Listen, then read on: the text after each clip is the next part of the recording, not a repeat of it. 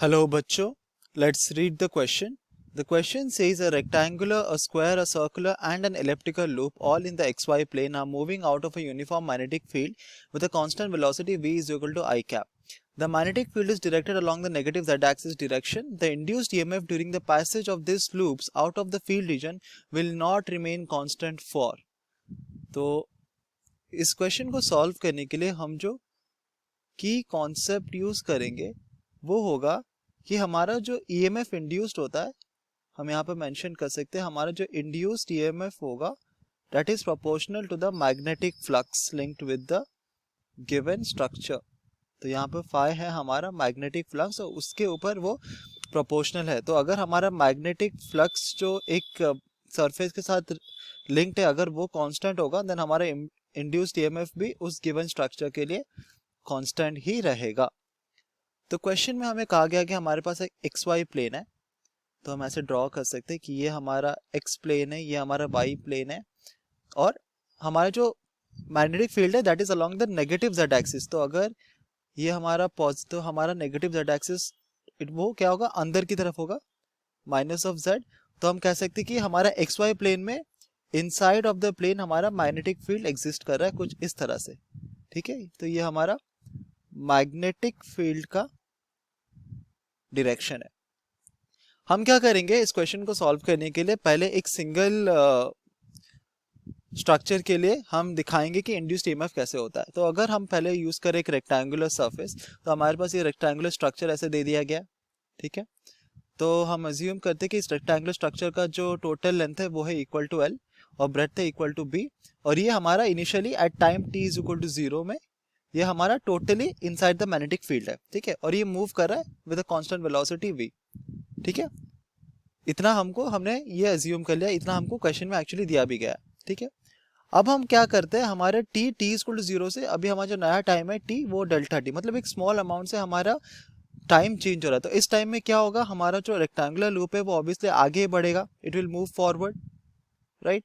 तो जब वो मूव फॉरवर्ड मूव कर रहा है तो हम देखते हैं कि हमारा रेक्टेंगुलर जो ये था, हमारा जो रेक्टेंगुलर स्ट्रक्चर था उसका एक छोटा सा part now it is out of the magnetic field. तो अगर हम अज्यूम करें कि ये जो शेडेड रीजन है इतना रीजन डेल्टा टी टाइम में आगे मूव कर गया और वो हमारे मैग्नेटिक फील्ड रीजन से बाहर आ गया, तो rest of the rectangular structure वो तो हमारा मैग्नेटिक फील्ड के इन्फ्लुएंस के अंदर ही है, राइट.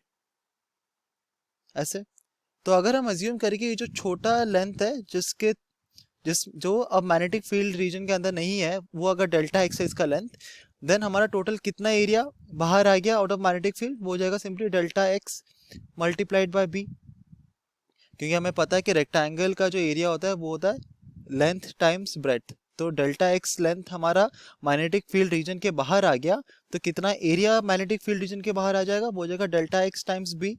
तो हम देखते हैं कि for every delta T amount of time हमारा delta X be amount of area जो है वो हमारे मैग्नेटिक फील्ड रीजन से बाहर आ रहा है. इसका मतलब है कि हमारा जो चेंज इन फ्लक्स है, ठीक है, चेंज इन फ्लक्स वो कांस्टेंट रह रहा है. चेंज इन फ्लक्स क्या होता है, कितना मैग्नेटिक फील्ड चेंज हो रहा है over a given period of time. तो अगर हम डेल्टा टी का वैल्यू सेम रखेंगे देन मतलब अगर हमारा जो टाइम पीरियड है कि इंटरवल जो है अगर उसको हम सेम रखेंगे देन हम देखते हैं कि हमारा टोटल जो मैग्नेटिक फील्ड में चेंज आ रहा है वो भी कांस्टेंट ही रह रहा है. ठीक है, तो क्योंकि हमारा जो चेंज इन फ्लक्स है d5 वो कांस्टेंट रह रहा है, तो हम कह सकते हैं कि हमारा जो इंड्यूस्ड ईएमएफ होगा वो भी कांस्टेंट रहेगा. ठीक है, और ये जो कांस्टेंट रह रहा है ये इसलिए रह रहा है क्योंकि जो एरिया है ना वो कांस्टेंट रहता है. अगर हम एक रेक्टेंगुलर स्ट्रक्चर ले तो डेल्टा टी टाइम में कितना अमाउंट ऑफ एरिया हमारे मैग्नेटिक फील्ड रीजन से बाहर आ रहा है वो हमेशा कांस्टेंट रह रहा है क्योंकि area is always delta X times B. इसलिए हमारा इंड्यूस्ड ईएमएफ सेम रहता है. सिमिलर हमारा स्क्वायर स्ट्रक्चर के लिए भी होगा क्योंकि हमारा अगर ये स्क्वायर स्ट्रक्चर है, ठीक है, तो इसका ब्रेड्थ अगर हम ले ले तो हर एक साइड उसका तो इक्वल ही होता है. तो अगर हम इसको भी ले ले एल एल एल एल तो after every delta T amount of time हमारा delta X square amount of area का जो स्ट्रक्चर है वो हमारे मैग्नेटिक फील्ड से बाहर आएगा। तो हम देखते हैं कि क्योंकि हमारा जो द एरिया जो होता है ऑफ द स्क्वायर जो कि हमारे मैग्नेटिक फील्ड से बाहर आ रहा है, हम यहाँ पे मेंशन कर सकते हैं मैग्नेटिक फील्ड के बाहर आ रहा है, it comes outside of the magnetic field, क्योंकि ये हमारा सेम रह रहा है over a same interval of time. तो हम कह सकते हैं कि हमारा चेंज इन फ्लक्स कांस्टेंट रहता है। तो चेंज इन फ्लक्स हमारा कांस्टेंट रह रहा है क्योंकि हमारा equal amount of area equal interval of time में मैग्नेटिक फील्ड के रीजन को एस्केप कर रहा है। लेकिन अगर हम एक सर्कल ले, तो अगर हम एक सर्कुलर शेप ले कि अगर हम एक एलिप्टिकल शेप ले, तो इनका एरिया अगर हम ऑब्जर्व करें ना, ये डिफरेंट पॉइंट्स में डिफरेंट होता है। अगर हम इस सेक्शन का एरिया ले और इस सेक्शन के एरिया ले, इस सेक्शन के एरिया ले, तो अगर ये सेक्शन ए है, बी है, सी है और ये डी है, तो हम बोल सकते हैं कि हमारा area of A is not equal to area of B, is not equal to area of C, is not equal to area of D. ठीक है, सिमिलरली हम सेम बोल सकते हैं हमारा एलिप्स के लिए। एलिप्स के लिए भी हमारा जो टोटल एरिया होता है जो हमारे मैग्नेटिक फील्ड रीजन को एस्केप करता है over an equal interval of time, that is not constant. तो क्योंकि हमारा total area escaping the magnetic field is not constant, तो इन दोनों केसेस में हमारा इंड्यूस्ड ईएमएफ कांस्टेंट नहीं रहेगा।